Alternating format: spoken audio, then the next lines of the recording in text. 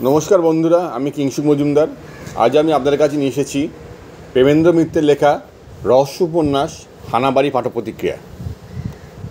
কলকাতা শহরতলি ছাড়িয়ে দূরে একটা নির্জন রাস্তায় একটা পুরনো পোড়া বাড়ি।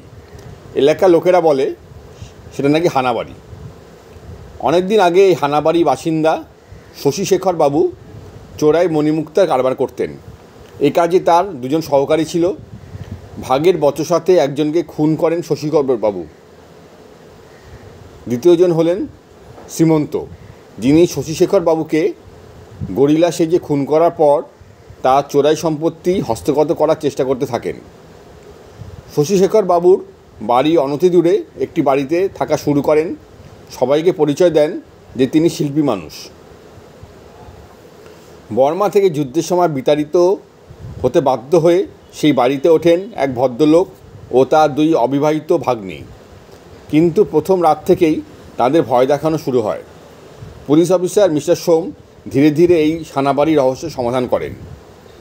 বিস্তারিত জানতে হলে পড়তে হবে প্রেমেন্দ্র মিত্রের লেখা এই রোমাঞ্চকর রহস্য কাহিনী। বন্ধুরা, এই পর্যন্তই।